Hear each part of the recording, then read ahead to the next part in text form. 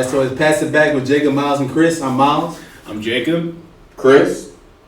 So let's hop into it, man. What do y'all think about the College World Series that just ended this past week? 2 words. Kumar Rocker. It really sums up that entire. Kumar Rocker, that's it. Michigan had a momentum at first, and then They did. Then game 2, he Totally flipped the script. That's Vandy for in you. the end they just took off. I love Vandy. The Alabama. They're always in college it every year. baseball. They are. They are basically. But Just an absolute powerhouse. them took 2 out of 3 against them, but still. Yeah, I was very good. That was at the Yeah. beginning. That's at the very beginning of Yeah. We beat Kumar. Oh, that was awesome. Beat Kumar. Agree. Hey, he's going You're to angry. How many strikeouts did he have in that? Against College World us? Series? I think he had- the College World Series Oh, game. shoot. He had like He had like 11, huh? 12 maybe? Total. Yeah. He was dealing. I thought like out of the whole the games he played. I mean, he only played one in the Yeah. the actual championship game is what I meant. He Oh. had Yeah. 11, 12. Yeah, he over Something 10 over like 10 that in was the championship. Dude, he threw a no-hitter in the Super Regional. That was crazy. I was like, he was the first freshman to ever throw a no-hitter. Best pitcher in college. He might be. He's not better than Ace Lacy, though. Ace Lacy's right now. First round next year. Telling you. He is, but he's not better than Kumar. Bro, he gets up to 98 already? Mm-mm. Who was that guy for Auburn? Who got better? drafted last year? What's his name? He was really good. He was good. I know you're talking about. He was down there when we went down there. What's his name? I don't remember his I name. don't know. If I saw his batting stance, I'd be like, yeah, it's him. Who got better off speed? Kumar or Asa? Yeah. Kumar's wild with off speed. I guess I say Asa because he has like a nasty, like kind of slider, and he's that lefty. That slider it moves at least 6 to 8 inches. Now he does have an advantage in the lefty department. He does, but Kumar is consistent with how fast he throws his fastball. Because he sits at 97, 90, like 96, 97. Like Asa will get up to 98, but he sticks around 95. Mm-hmm. So, but Asa has more control too. So, that's all I gotta say. All right, so let's talk about free agency, man. We have live updates. I just want to let y'all know. There are live updates right now. Dun-dun-dun, dun-dun-dun. So Kevin Durant, Kyrie, and DeAndre Jordan to the Nets, man. Championship? Yes. Well, to the finals. Yeah, they're gonna get far. They're gonna make a run in the playoffs. I say they win it if Kawhi doesn't go to the Lakers. If you say he stays in Toronto or goes somewhere else, Yeah, he don't the Lakers don't have enough firepower to beat them. No, Nobody If they does. sign Kawhi? Huh? If they sign Kawhi, you don't think they have enough? If they sign Kawhi, they will. Okay, Yeah. they're set for the next 2 or 3 years to win the championship. But if Kawhi does not go to the Lakers, Nets will win the championship the next 2 or 3 years. Not, of course, this next year because KD's out, but the next years after that, they'll be. Can't nobody stop them.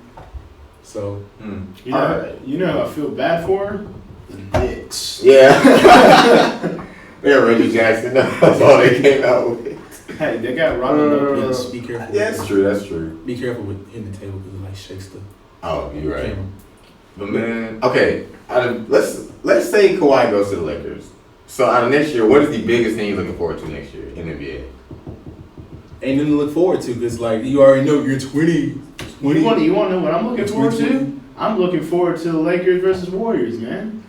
Are you That's what I'm kidding me? saying. Even without Kevin Durant, the Warriors are still a championship caliber team. They are. It's the same exact team that from the year before they had Kevin Durant. But Clay tore ACL. That's what I'm saying. True. So, There's nothing to look forward to. but we're gonna see how great Steph maybe is. not next season, Now, but the seasons to come. The 2021 Warriors and season? Lakers. The Warriors and Lakers. That's gonna be like a good. Now, 2021 season, that's going to be the season right there. Word. But if Kawhi signs and this next season, we might as well just say Lakers got it. Anybody going to stop them? Yeah. Pelicans. KD's gonna be out. Pelicans. Come. Zion by himself. Zion. I am the team. But I'm telling you, we are really finna see how good Steph is. How good is Steph Curry? Because he can't back. He's not LeBron. Anybody says he's better than LeBron, crazy. LeBron will carry the whole team to the finals and be like, y'all get the race. But Steph's I need some help. Who got to give me the ball? Somebody got to rebound. LeBron. They're going to get to they'll probably be like a 4 seed. Yeah, they'll get there. But They're gonna need some help. The Spurs are gonna be the Spurs no matter what. Yeah, right now they're a good 5-6 seed. Tomorrow's. So they're gonna make the playoffs. They might win a Thunder series. gonna have a good seed. Like they're gonna be like a 3 seed and get. Oh, they might hit their center. I forget his name. Steven Adams. Yeah, Adams. Steven Adams. He was thinking about getting traded to the Nets. I like that guy. Really. Yeah, He is good, bro. bro, he's awesome, Dude. But he likes Russell Westbrook too. Yeah, so he let Russell get his triple double. If he goes to the Nets, man, DeAndre Jordan, Jarrett Allen, Steven Adams, that's a hell of a big man group right there. That's a hell of a big man group. Lakers gonna have to sign Kawhi again. Man, the Lakers, they should trade for somebody like a good 6-man, like Lou Will. Like you gave up the whole bench for Lou Will. I think that'd be worth it, man. I'll be real with you. I think that'd be worth it. Really, we need D'Lo to go come back to LA. Oh yeah. Yeah, he want to go to fucking Timberwolves. I think that's an interesting move. That's- I don't necessarily say it's a bad thing because I mean they do got Andrew Wiggins and who am I thinking of? Carl. Carl Anthony Towns. It's not like it's like a bad team, but I mean they got a solid foundation. They just don't got anybody around them. It's not like any of those players are like what you said LeBron is and can carry a team or anything. They need more help around there, and D'Lo might be able to provide that. I mean, Jimmy Butler didn't really. I mean, they kind of just had some bad relations. You see where he's trying to go? Yeah, I did see that. That's interesting. He's a weird one, man. He's weird, bro. Cause if you look it up, there's a tweet where he said like, no, it was on the magazine like 6-7 years ago. He said he would never play for the Heat. Really? Yeah, he said he like never played for them. It's on Instagram. See if I can send it to y'all later. Bro, he could be on a fucking championship team, bro. He should sign back, but he's. I guess he don't want rings, want money. He really don't want rings. No, Like he said he don't want rings. Apparently, D'Lo isn't either. Yeah, D'Lo don't want rings either. Maybe a player's overpaid. I do think that though. Overpaid? Yeah. Overpaid. People, if you think the Mavs paid, what's that guy that just traded? Harrison Barnes. They were paying him close to $30 million. We didn't speak of him for like 3-4 years after he left the Warriors. Way overpaid. That's true. Yeah. He's about to get a max. He was tearing it up. He's about to get a max from the Kings. Is he really? A max. I don't know about that one. Yeah, I'm not signing him to the max. I would sign him to half. But they re-signed Porzingis, huh? Yeah. I still don't think they'll be that great. But It'll be a solid team. look at Doncic and Porzingis. Yeah, but I mean, They still got. that's like two people. Did they still got Dennis Smith? No, he went to the Knicks. Yeah, he's on the. Yeah, they traded. Yeah, Yeah. Dennis I don't Smith think went that's to the good. Knicks. They still have what's his name? Frank Ntilikina. Y'all know who that is? French guy. But yeah, he's younger than Dennis. But I think he's pretty good. Anything else about free agency? Any other moves? Who haven't we talked about? I think we pretty much got the. Damian Lillard signed back today. Yeah, he signed Yeah. back. Chris Middleton signed back today. Kemba went to the Celtics. I thought that was awesome. I feel like I that's, really like that. that's a good move. I like it because they're replacing Kyrie, which I mean I don't know if I'd say Kemba's as good as Kyrie, but Kemba's pretty good. And I feel like that'd be like a solid person to replace him. Yeah. And who knows? He's. I feel like Kemba's one of those guys who's just a good teammate, and that's exactly what Boston needs. It's just some chemistry because I feel they got some chemistry. I feel like they could compete too. I mean, they should have competed this year, but they just. They have a solid team. They'll probably be like a good 3-4 seed. Yeah, I mean, they got a good team. They just need that chemistry to get over that hump and maybe win a championship. It's crazy, bro. Have you noticed that? The West is getting weak and the East is getting strong. It's flipping. Yeah. It is flipping. Power is going to the East. It's crazy. But I mean, I heard earlier today, like, how the Celtics are, like, built for point guards. Like, they had Kyrie come in, they had Isaiah. If they let Isaiah Thomas become a star, like, you had Rondo become a star in that team. Mm-hmm. They are built for point guards. Now they got Kemba. I mean, That's a good fit he's for them. good. It's his time.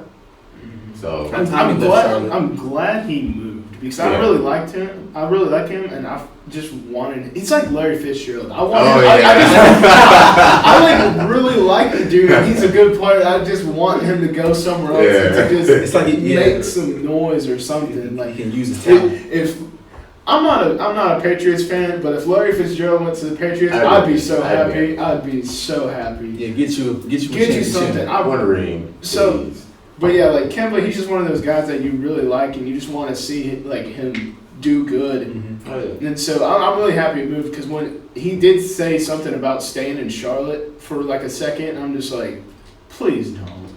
Come on, man. I want to see you do something. So yeah, I was happy with that. So yeah, that's a good move. So I think that's about it. All of it. Horford still has to decide where he's gonna go. I think they'll change up some stuff too.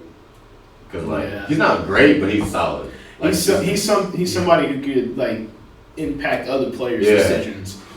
Yeah, he's gonna go to the Nets. I'll be like, yeah, they gonna win it all. The whole NBA to the Nets. Please, he go to the Nets. He gonna sign back. I'm gonna be like, be a bench player, 6 man. I wouldn't even be mad. I'd be like, I'm chasing rings. Like that's an automatic ring. You sign back with him. Exactly. So, I don't know. So they gonna get LeBron too. LeBron to the Nets. So you got free agency out the way, man. So this next topic is very interesting, man. Mm-hmm. So what do you guys think about basketball players skipping college to go play overseas for a year? I don't like it. I want the NBA to get rid of the college rule altogether. I think they should be able to draft players right out of high school like they used to. Because Zion, Dad was number 1 overall out of high school.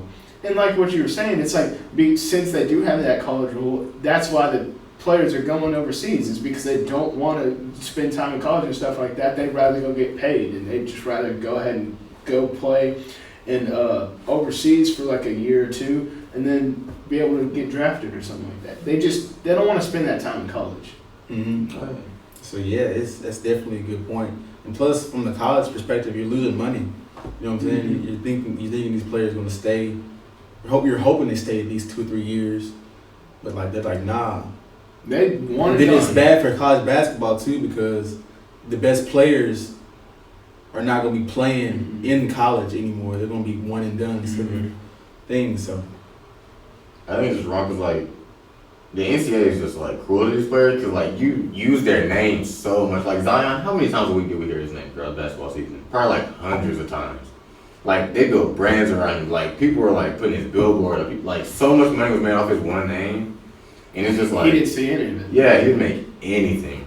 So I think I like that these players are taking it. They're betting on themselves. They're like, I got talent. I believe in myself. They're going way overseas. Kid out of California just went over to Austria just the other day to play. So I mean, I like that these kids are taking the initiative and betting on themselves. Mm-hmm. yeah, it's definitely I'm doing the same thing. Yeah. Plus, you're getting paid overseas too. Oh, yeah. You're not wasting your time. Melo Ball in Australia too. Mm-hmm. I like that. Yeah, him and RJ Hampton. Yeah, RJ's gonna be nice. RJ is real nice. So yeah, man, they're gonna definitely do something about that rule. They're gonna have to. I think it'll change within 2 years. Yeah, it's gonna be really quick. Cause they're losing money, and the NCAA. They about that bread. I don't even get it though. They're not losing that much money because basketball is like they don't make their money until March Madness. Yeah. And plus, they make way more from the college football part of it that it doesn't even matter from college baseball or they're whatnot. losing money. The only sports that bring in revenue is March Madness, which is the only basketball part of the season that brings in money, and all of college football brings in money. That's the only throughout part. the year. That's it. So Maybe a little decent bit from the College World Series. Oh yeah, yeah, of course. That's true. That's all from baseball though. Mm-hmm. That's all from That's what baseball. it is. Well, yeah, that's what I'm saying. Yeah. So All right, what we got next? next topic: are rivalries good for sports? No, not anymore. I mean, it's kind of dead. Who really talks They about have Yankees died. They have and died. Red Sox now? Like they're playing in London right now, and now we're talking about they're playing in London. Just no one talks about the rivalry. Did you see that score though? Yeah, Yeah, 17 to 13. I'm like, where's the picture? Is there like no pictures now? I love Dude. it, man. I love how like Britain's like first like impression of baseball is 12 runs in the first inning, and it's just like that's not typically how it goes. It's just like that game was like 4 hours and 42 minutes or something like that. They said 3 more minutes and it would have tied like the longest game ever for 9 innings. That would have been awesome. That would have been so awesome. I'm like, dude. dang. And that, like I said, that's Britain's first impression of baseball. It's just a really long game that's like 17-13. Well, it probably didn't seem that long in their eyes because it was so many runs and that's stuff. crazy. So but I mean, fun. 12 of those were in the first inning. Yeah. That is insane. That's awesome. I don't know. But see, on the other side of that, I kind of like rivalries and stuff like that. But I do see what you're saying. Like we see it more in professional sports that is kind of like not as flashy anymore. Yeah. But I think the best example I can give of this is my high school's rivalry with Port Neches. It's Nederland and Port Neches. It's been named like the biggest high school football rivalry, just the biggest high school rivalry in the state of Texas. It's crazy. So it was called Mid-County Madness because, both cities are in the middle of the county. Go figure. But a few years back, it got changed to the Bum Phillips Bowl because Bum Phillips actually coached for my high school and the rival high school, Port Neches. He coached for both of them. And Wade Phillips actually played quarterback for the rival high school. And so they just have a big part of like the rivalry together and everything. And so they named it after him. And it was really cool. Wade Phillips was at the first annual Bum Phillips Bowl. It was just really awesome. But like we have that whole week before the game, it's just like it's basically just it's just Spirit. We call it Spirit Week, and we like do all this dress up days and everything and all this other mess. And like one of the days is always P&G Nerd Day, and they have Nederland Nerd Day, and we just and see what me and him were talking about this earlier is sometimes it can go a little too far. Like we have some people that will like personally attack other people by dressing up as that one person. Oh my god! Like it's crazy. Like it gets bad. Like it's like slut shaming. There's just like people just straight up attacking other people. Like me, I like to just have a good time with it, do like a general thing. Yeah. I don't know, but like, and some people, once again, on the other side of like people personally attacking people are good friends on both sides, and they will dress up as each other, just make fun of each other as like a friendly thing. Yeah. So some people just straight up attack other people, which isn't cool. Like taking it too far is just. It's not cool.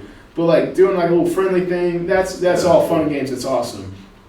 And so, like at the end of the day, if you're still like just you have to be a good sport and just like, but like it can go a little too far on the field too. Like we were talking about this earlier. Like when people like Vontaze Burfict for like the Bengals and like the Steelers, like trying to like. Actually physically hurt people, that's just taking it too far. But like if you can keep it clean, like have those spirit weeks and just like make fun and have a good time, and then like get to the game, and it's one of the craziest atmospheres I've ever seen in my life. Like professional, college, whatever. Like that high school game is just nuts.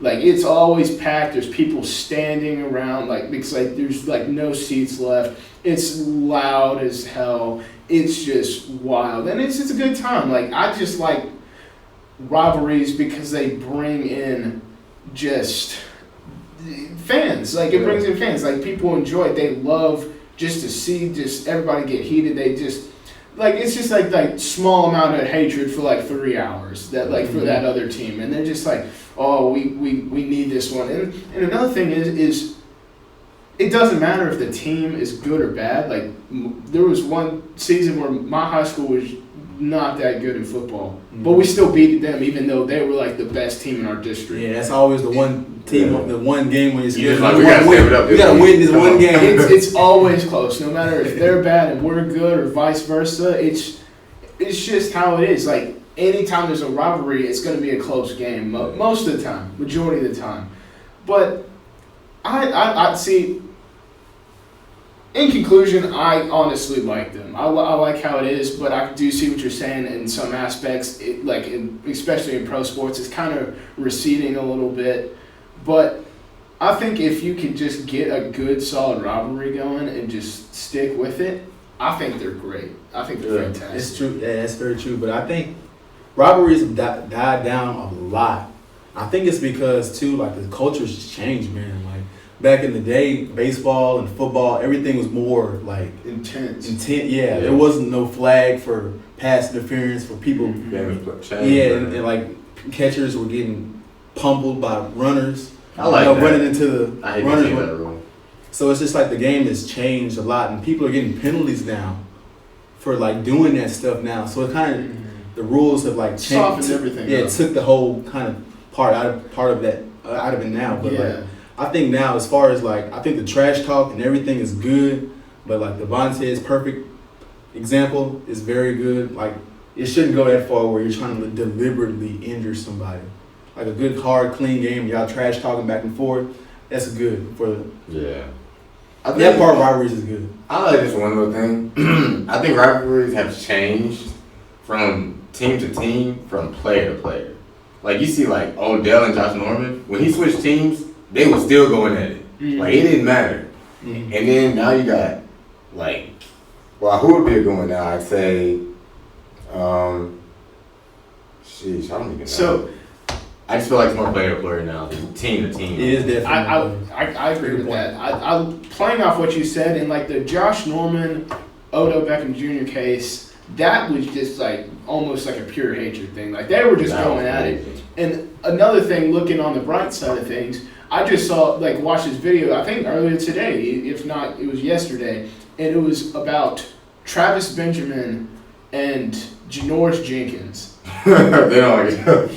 I know they don't like each other. Apparently, what I'm saying is they actually kind of do. Like, I saw a video, like, they were like high-fiving and stuff before the game, talking and everything, because they were actually rivals in high school.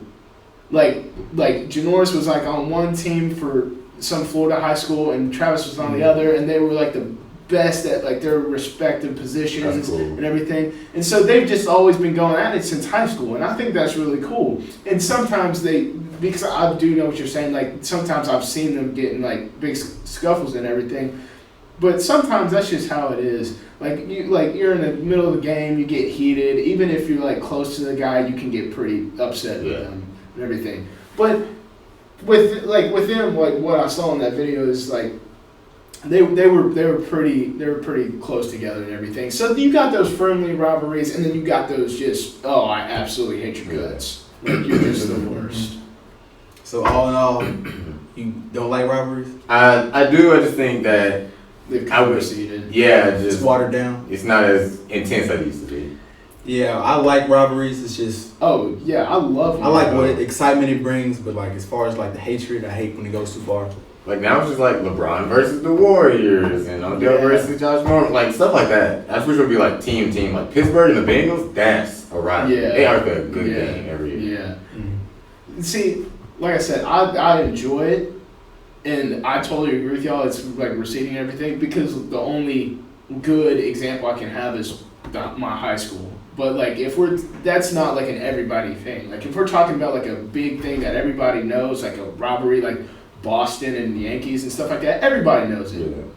Like not everybody's gonna know about my high school and everything. But if we're talking about like something everybody knows, like those kind of rivalries and everything, yeah, those are like really coming down and everything. But overall, I enjoy them, but I agree with you all. College, though? Whole different story. I'm only talking about pro sports. College rivalries are way different than pro rivalries. Yeah, we were talking about Michigan and Ohio State. Yeah, now that's a rivalry. College rivalries are up here. Pro sports, it's like... Why do you think that is? Why do you think that is? Traditions, man. Like, Ohio State and Michigan, no one's going to top their rivalry. Like, they just pure hatred for each other. Like they could be best friends in high school, go to those two schools, and they will never talk. Like, ever again. Those two football teams meet, bro, you know a player's going to get ejected, somebody's going to get fined, somebody's going to get kicked out the game for punching somebody. Like, you just already know. Like, it's one of those games. So that's what I love. I love college sports, man. Pro sports, not as much. Another thing. All right. So we're gonna switch from the sports thing and talk about more of like life and some of our experiences. So let's talk about adapting to college life, man. So how long did it take you to adapt? Are you still adapting? Was it hard for you to adapt? Was it easy for you to adapt? I would say it was hard, but I didn't know how hard it was. Like I didn't recognize it until after I had already gotten through it. Yeah. Like my first semester, I was taking about I took like 18 hours, 6 classes. And I was just like, oh, I got it, college or whatever. Because, high school, everybody comes here, they're just like, oh, I got a 4.0. I got all this community service hours and stuff like that. So it's just like, I came in, I was cruising, and then like towards the end of the semester, I was struggling. Like I would come to my room, and one day I just broke down crying. I was like, y'all, like, I ain't got it. I got my mom, I was like, I'm ready to come home. And I was ready to go. Yeah, man. And just, I prayed one night, like, real hard. And then one of my classes, I knew I was failing so hard. I was really failing. But then, I studied I have never been to like tutoring before my entire life. I went to tutoring for like 3-4 weeks straight, and I made a 70, and I was like, it was the most happiest I've ever been. Yeah, to all the college people or upcoming college people, college is a whole different animal, man. Yeah, it's just like a whole different story. It's like going from high school to the pros. It's a whole different. Everything you knew in high school don't really matter now. Yeah. You're in a whole different realm. You're on your own. See, and it's true what people say, because I was one of those people in high school who just didn't have to study at all. Yeah.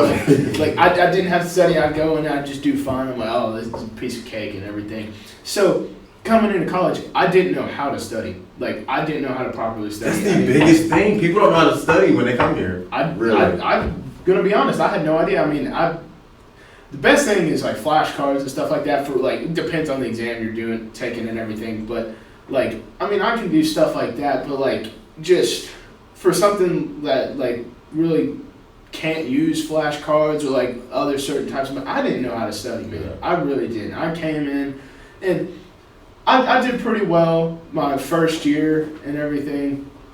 It was nice. And see, I feel like at first, I felt like I was like getting into college and like getting acclimated and everything. I felt like it was a breeze. Like I went in there like just full on truck. I'm like, oh, this is easy and everything.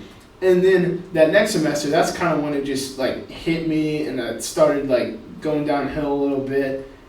And like I even talked to people about it, and it's true. Like the person I was talking to, he was telling me, he's like, well, when you first come in here, you're like moving out of the house, you're just so excited, you're going out on your own, and you just got all that adrenaline pumping. But then maybe like after a year, it kind of just sets in, and you calm down, and like all that adrenaline's kind of gone. And that's when it really just hit me. I was like, dang, I don't know. And then it just got like really hard, like this past year and everything. But like, so I feel like I'm not even like fully adapted to college, if you're even gonna say, like I'm still adapting and everything, but it's getting better. Like in the first year, I felt like it was pretty easy and like it was kind of nice and everything, but then it was kind of going downhill, and I'm really just having to like get down to nitty gritty and just struggle a little bit, everything. But it's starting to look up again. And like I feel like I'm getting like more used to it, and like just can get a better groove of everything. So I feel like I'm getting to the point where I am like pretty like acclimated and everything, but it's still like a work in progress. It's like slowly but surely. And like another thing like Miles was talking about earlier is every semester is different. It's a different beast. It's a different beast. Like we're talking about like classes, because we know Northgate and everything gonna be out there every semester, every year, but the classes bring new challenges every semester. So different environment, different people, different professors. It's just different every time. Yeah. So for me, I would say for the most part, I've adapted to like the personal life stuff. School is still kind of like a little thing to me because it's still like a chore to me. I really don't like school, honestly. I feel. The school is like you just sit there and you gotta pay attention, write notes, and you're following a guideline. But as far as like me adapting, I feel like I've adapted pretty much to it. But like when I first got here, I was in Gateway program. And if you don't know what Gateway program, they're basically saying you have good grades to be in A&M, but your the SAT and the ACT scores are not very good. So they're like, hey, we want you to come, but we're going to put you in these classes. See if you pass them. If you pass them, you're in the A&M. If you're not, go try another year or something like that. So I'm in Gateway, right? And so like it was I think 2 years ago, second summer. I was kind of hyped for it. I was like, okay, let's do this new challenge, new life, all this stuff. And then I get down here, man, and then like my aunt and my mom, we go to the store, Walmart, pick up some groceries and snacks and stuff like that. We come back to the apartment and we're living in Fowler. And you know, Fowler is like, not really good. And so as we're packing my stuff and we're doing all the stuff for the setting the apartment and everything, everybody goes to leave and all that stuff, and we're hugging and nobody's crying and all that stuff. We're like, I'm like, okay, nobody. My aunt and my mom held it together, at least in front of me. And so they're going to leave and they left. So I'm bored and stuff. So I go get in the car and I'm just driving around listening to music. And all of a sudden, man, I just start bawling, crying. Yeah. Like bawling, crying. It's like it hit me. I'm like by myself. Like I ain't got mom right next to me in the next room. Everybody's 3.5 hours away now. It's up to me now. I gotta make this stuff happen. And then the next day I went to class and I was like, okay. I was like, I gotta get it, and I just grinded ever since then, and I've been good ever since. But that moment was pretty tough. You know what I'm saying? Yeah. But yeah, college is a different animal, man. It's a different animal. We didn't even talk about like all the personal stuff. It's something. I think for me, like the big, like, since we're all 2 years in, I'll say the 3 biggest things that I picked up on since being in college. One was networking, just really meeting people. Golly, yeah, you got to network. That's 50-60% of college is networking, y'all. Y'all better pay attention to what Chris is saying. Got to network. I think 2 is really just coming in here and just really getting involved, like with organizations, with people. Like if you meet somebody from wherever, they seem, pretty nice, pretty decent, I would try and meet them and say, hey, what's your major? Want to go eat something, hang out, whatever. Because like you never know who might know somebody that possibly could be your boss. Like could get you a job. Exactly. Yeah. It just goes back to networking. Yeah. So, and I think the third one is just really like believing in yourself. Like believing like, hey, this class is hard, but I'm putting the work, I'm putting the effort. If I need to go to tutoring, I'm going to go to tutoring. You need to put your pride to the side in college because it won't get you far. And I think that's something I had to do because I came in and I was just like, hey, I ain't got to worry about nothing. Yeah, because that's the thing, man. To people out there coming to college or in college, you will fail a class or not fail a class. You will fail a test. It's just inevitable. You will fail a test. Some professor's going to say something and you're not going to get it. You're going to be studying by yourself and with people and you're still not going to get it and you're going to fail that test. But it's not the end of the world. Ask the professor, go to the professor, get some help, whatnot. It's a whole bunch of other grades that go into it. That one test is not the end of the world. No, I got a question. Lowest test score you've ever got here at A&M? Go. Lowest test score ever. Texas history. Oh, I think it was in Texas history. Not Texas history, it was U.S. It was Texas geography. Oh, no. 31. My first exam I ever took in my intro to engineering class, like engineering 111, 47. I got 31 too. Astronomy. Wait, you want to know what I ended up making in the class? What? B. Really? Yeah. Bro, how? Because I made a 70 on the dot. Yeah, I'm making a C. I'm gonna make a C. But like playing off what you're saying is everybody's gonna fail. Yeah. Everybody. The people who are successful, everybody has failed.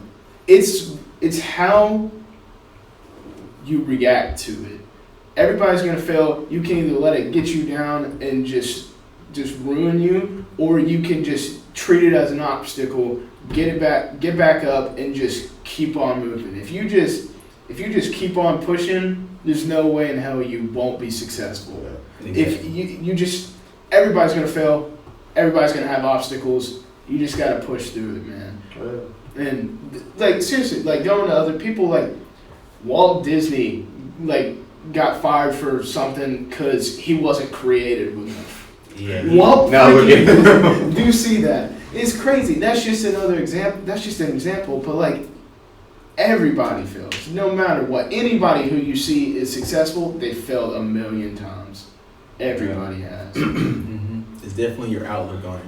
Oh yeah. It's not the end of the world. You just gotta take it in stride and keep on trucking, man. Yeah. There's no way around it. So, and then lastly, talking about life still, what's the hardest thing for you guys to do? Hardest thing for you guys to do? Dang. For me, I'd have to say, Wow. like, opening up to people Mm-hmm. and just asking for help. Mm-hmm. Like, going to like what you said, like the 3 things you've learned. Networking, my first year, that was like my main goal. Like, one of the reasons I wanted to go here is I knew a few people from like high school and stuff like that coming in here, but I didn't have any like super close friends like moving over here with me. I wanted to come to A&M and get a fresh start. I wanted to meet new people. I wanted to get out of my comfort zone and everything. And when I first got here, like that's all I would do is just go sit down and talk to people. Fish camp, made a bunch of friends. My NSC, made a few friends. And so just, it was my goal. Like a lot of my friends I've made, including this guy right here, I would just walk into a classroom and just look at somebody and be like, they look pretty interesting. Yeah. I'm going to go sit down and talk to them. Seriously, first day, we took political science together. I just walked in, and I was like, that guy looks pretty cool. I'm going to go sit by him. I just sit down and now look at us. Like, he's one of my best friends. It's great. Yeah, that's crazy. And then the second thing you're talking about is getting involved in everything. I met you through the whole group. That's what I'm saying. You just go talk to people. Go get involved. Like, I'm in that, and then the Aggie career team, and just getting involved in everything is great. You meet new people, and it goes kind of back to networking. But my biggest problem was the third thing you said is dealing with myself, like self-reflection, all this other stuff. I am my worst enemy. Yeah, everybody's their own worst enemy. Mm-hmm. Like me, myself, been my main struggle through college is not meeting other people. It's just been with myself, like internal struggles. And it's been one of my biggest things. It's just hard for me to convey to other people, and I just, it's like I want to help others, but it's like I won't help myself exactly. And another thing is it's like I feel like I'm bothering people if I ask them for help. So it's just like I try to do everything on my own, and I fail a lot. Like, I try to do a lot of stuff on my own, and I think I just need to realize what you said, just put my pride to the side and just ask for help. Yeah. Talk to people. Mm-hmm. And it's just like when I went and took you to Abuelo's and just talked to you about what went on and everything. And I finally was just like, I just need somebody to talk to. That's another thing. It's just like, you just gotta just talk to people. If just talking to you about it helped out. Like, you didn't necessarily, I mean, you did help me out and everything, but like, you don't even have to do anything after that. Just listening helped. It made me feel better. Just letting it all go is helped a lot. But that's still one of my biggest problems is just like asking for help and just, I don't know. It was, I'm my own worst enemy. That's probably my biggest struggle in life. Ain't it crazy, man? You can treat and help other people's problems better than you can help yourself. Yeah. That is crazy, man. You know exactly what they need to do. Man. Hey, man, you go do this and that and this, and then and they do it, and they like catapult, and you're like, well, I wish somebody would help me with this. But another reason for that, and this might be even like just a subconscious thing, is people feel like helping others with their problems, it helps them ignore their own problems. Like me. Different perspective on it. Exactly. Like me, like helping other people, it just kind of gives me an escape from my own problems. Definitely. So that's just another way of looking at it. Like, it's like, yeah, you like helping other people and you like seeing them succeed, and then you're just kind of like, well, I wish somebody helped me, but it's also just like, it's just a way to escape your own problems. Yeah, I say for me, man, my biggest problem, hardest thing for me to do, my biggest thing is patience and asking for help. But patience, man, like, oh my God, like my patience is bad. Like, it's bad in this aspect. Let's say I want to, I don't know, get a six-pack and get buff, and let's say I want to bench press 300 pounds. My patience is so bad in the aspect of I'm going to grind so hard throughout those next few months or whatnot that I'll get frustrated if I'm not close to it. Mm-hmm. Yeah. Like, really frustrated. And it's like, dude, you only been doing this for 3 months. It's like, dude, you can't do it. But the way my mind works, I'm going to do it for like, I'm gonna set the goal for 3 months and I'm gonna work out twice a day. Yeah. And it's just like, dude, that's not realistic. Yeah. So that's my biggest problem too. It's like waiting for stuff, because whenever I want something, I want to go get it. I'm gonna work for it. I'm gonna work hard for it, but I want to get it in the less time that it takes, because everything's a process, and I'm learning that it takes time for greatness to incubate and happen. Sure. And then the second thing for me is asking for help. Now, asking for help for me is very hard because I think I'm Superman.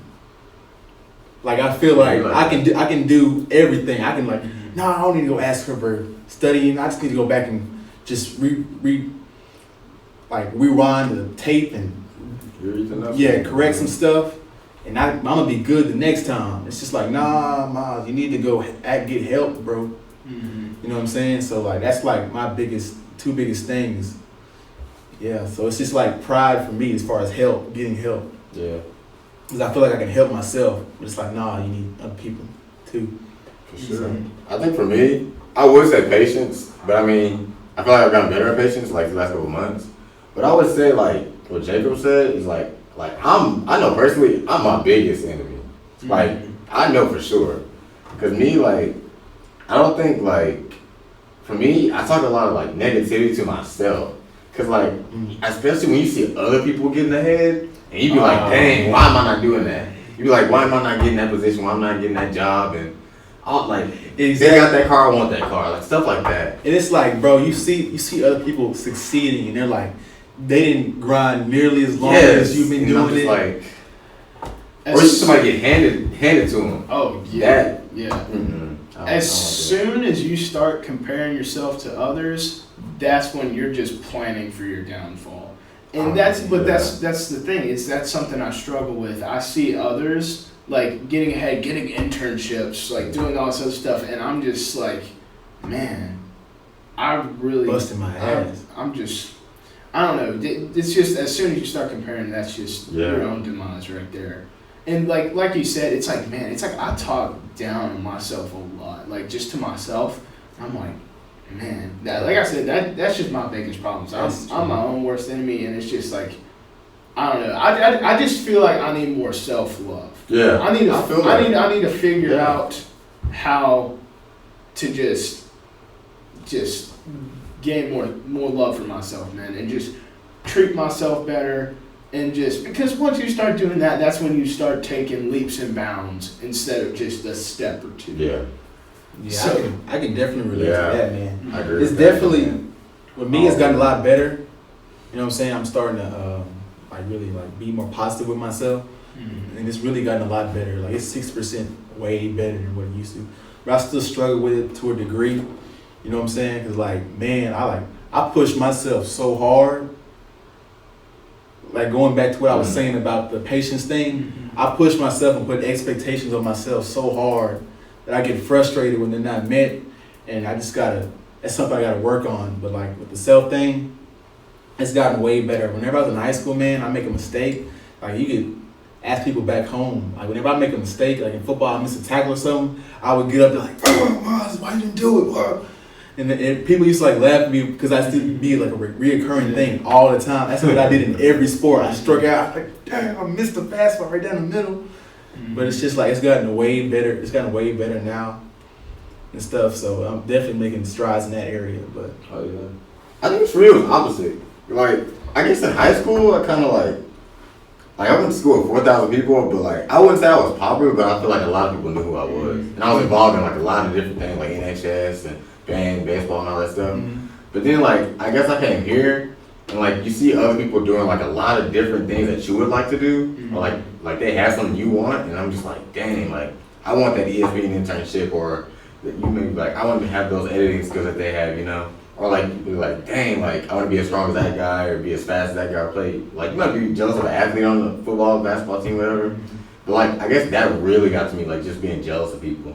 And then I'll be like, dang, like, I could have had that, but I need to work. I need to get better at myself. And really notice, like, how far I've come, and, like, overcame a lot of things. So, like Jacob said, you got to give yourself some self-love, man. You can't compare. That's a big thing. You just got to make yourself the best you. Oh, yeah. Because you're not going to be the best at everything. Like, Impossible. everybody's going to be better than you at something. There's going to be people worse than you at everything. I mean, yeah, it's just tit for tat. Exactly. And so you just can't compare yourself to other people, because everybody's been through different things, everybody's from different situations, and you got to be your best you. That's all you can do. That's all you can ask for. And as soon as you start showing yourself some self-love, and you just reach your goals, set expectations, not too high, because then you'll never be able to meet them. And then you'll never be happy with yourself. Set reasonable expectations, just reasonable goals. Set some goals that are like humongous and out of the way and everything. And it's just something to shoot for. But like, if you go too high, then you're just never going to be happy with yourself. So you just got to be reasonable, be realistic, and just be the best you. That you can't look at other people. You just got to be your best you. And it's crazy, because I sit here and talk about it.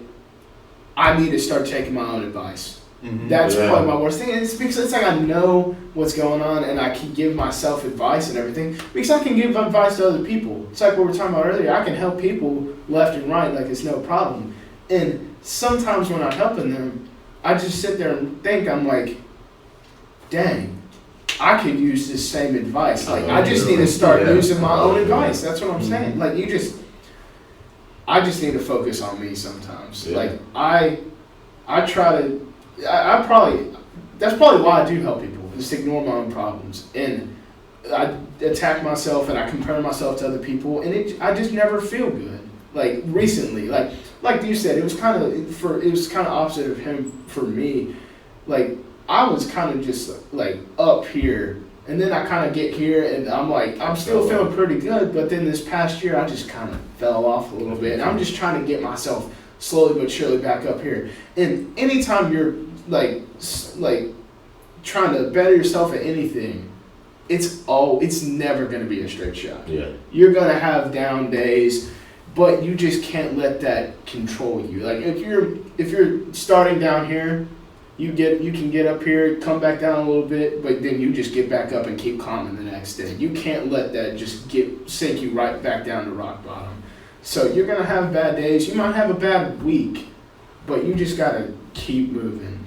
And that's kind of just how I feel right now. Because I'll be honest with you, this past week has been a bad week for me, just personally, and I just wasn't feeling it. But it's okay to have like a bad day every now and again. A bad week's kind of pushing it, but I mean, sometimes people just have bad weeks.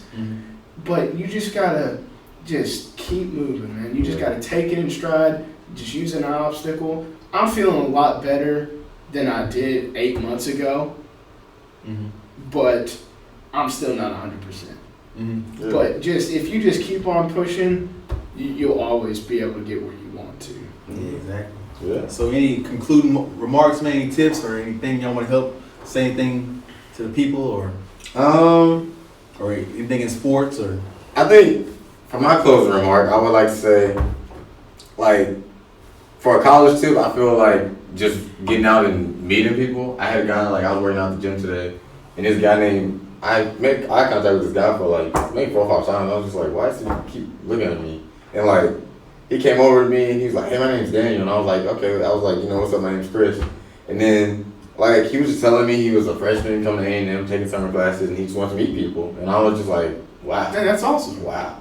Because, like, me, as a freshman, I would have never done that. Would have never done that. I think that was just so awesome for him to come up. And he was like, you want to go hang out, get something to eat? And I was like, dude, yeah. Like, I want to meet him tomorrow and go eat lunch with him, man. Like, that's awesome. So, dude, like, he was so cool, man. So just, if you're going to a new environment, new town, new city, new job, new school, high school, middle school, whatever, I think just meet somebody, sit down next to somebody, start talking, say, how's your day going, you know, what class are you taking? So I just think that him reaching out to me, like, really opened my eyes, was like, wow, like, that was awesome for him to do, really brave too. I guess one final thing I could say, kind of playing off of that, is everybody's in the same boat. Everybody. And as soon as you realize that, once again, your life is going to get better by leaps and bounds. Like, once you just realize that everybody is just all in it together. Like, everybody's in a new environment here. Everybody wants to go talk to people, but they're too nervous to. And see, that's kind of how the mindset I kind of took meeting, like, him or, like, other people in the classroom. I just walk in and just talk to people. Like, if you can... The best advice I've ever gotten in my life was from my brother-in-law, AJ. All he said was confidence is key. That's it. That's it. If you're just confident, you can do anything. Yeah. If, like, you can meet people, you can make friends with people. Heck, you can just do almost anything if you're just confident.